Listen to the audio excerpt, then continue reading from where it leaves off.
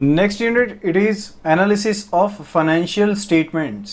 तो सबसे पहले इसमें हम पढ़ेंगे regarding the balance sheet. Balance sheet क्या है? This is statement of financial position. Financial position की स्टेटमेंट है, यानी कि कंपनी के जो भी एसेट्स हैं, उसके जो भी लायबिलिटीज हैं, जो भी उसकी इक्विटी है, ओनर्स इक्विटी है, यानी कि जो भी नेटवर्थ है, उसके बारे में बताती है ये ऑन अ पर्टिकुलर डे। तो एसेट्स के बारे में, लायबिलिटीज के बारे में, ऑनर इक्विटी के बारे में बताती है ऑन अ पर्टिकुलर डे पर, किसी एक पर्टिकुलर दिन पर, यानी कि किसी पीरियड के लिए नहीं होती, as on a particular day होती है बैलेंस शीट।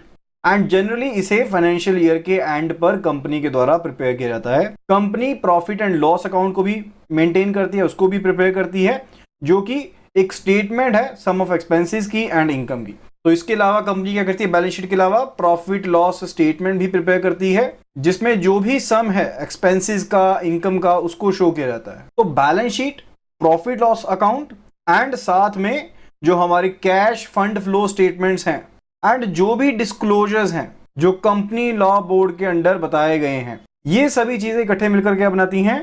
कंपनी की फाइनेंशियल पोजीशन, कंपनी की फाइनेंशियल स्टेटमेंट बनाती हैं। तो ये सब चीजें हैं, यानी कि बैलेंस शीट हो गई, प्रॉफिट लॉस अकाउंट हो गया, कैश फंड फ्लो स्टेटमेंट होगी एंड डिस्क्लोजर जो कि कंपनी लॉ बोर्ड के अंडर है, ये कंपनी की फाइनेंशियल स्टेटमेंट्स हैं। एंड इसमें से जो बैलेंस शीट है एंड जो प्रॉफिट लॉस अकाउंट है, ये कंट्री की करेंसी में होती है। तो बैलेंस शीट क्या है?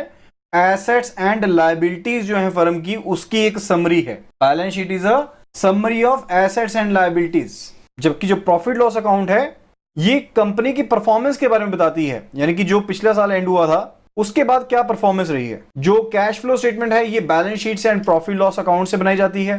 तो कंपनी की फाइनेंशियल पोजीशन को एनालाइज करने के लिए पहले क्लियर अंडरस्टैंडिंग होनी चाहिए बैलेंस शीट की एंड प्रॉफिट लॉस अकाउंट। तो सबसे पहले हम बात करने वाले हैं regarding the balance sheet.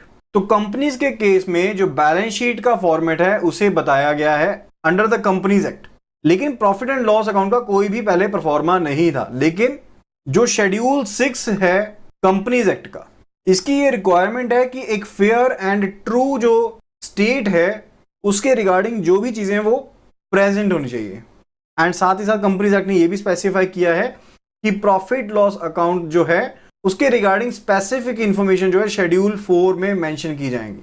And जो फॉर्मेट है रिगार्डिंग द बैलेंस शीट, यानी कि जो बैलेंस शीट का फॉर्मेट है ये दो तरीके का हो सकता है। एक तो हो सकता है ये horizontal and second is the vertical. Horizontal format में क्या रहता है कि आपके पास लेफ्ट साइड में रहती हैं लायबिलिटीज एंड राइट साइड में आपके पास रहते हैं एसेट्स। ओके, तो जो भी आपकी लायबिलिटीज हैं, जो आपकी कैपिटल हो गई वो लायबिलिटी हो गई, इसके अलावा इनके सभी के बारे में हम डिटेल में पढ़ेंगे। रिजर्व्स हो गए या फिर सरप्लस हो गए, कोई सिक्योर्ड आपने लोन ले रखा है, अनसिक्योर्ड लोन ले रखा है, करंट लायबिलिटीज हैं, प्रोविजंस हैं, करंट लायबिलिटीज हो गई, प्रोविजंस होगी, तो ये सब यहाँ पर लायबिलिटी साइड में शो होंगे। एंड इसी तरह से एसेट्स में जो आपके पास फिक्स्ड एसेट्स हैं, प्लांट है, मशीनरी है, फिक्स्ड एसेट्स हैं जो वो हो जाएंगे। इसी तरह से जो इन्वेस्टमेंट्स हैं ये इधर शो की जाएंगी। एंड इसके अलावा जो आपके करंट एसेट्स हैं, जो इन्वेस्टमेंट्स होती हैं these are non current assets, current assets आ गए।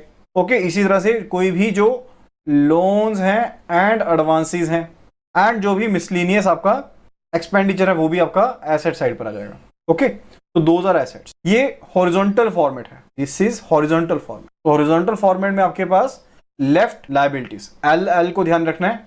अगर आपको दिक्कत हो रही है याद रखने में कि लेफ्ट साइड पर लायबिलिटी आएगी या राइट साइड पर आएगी, तो L is for left, L is for liabilities.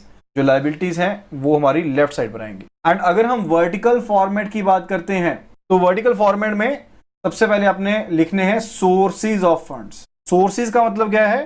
पैसा कहां से आ रहा है।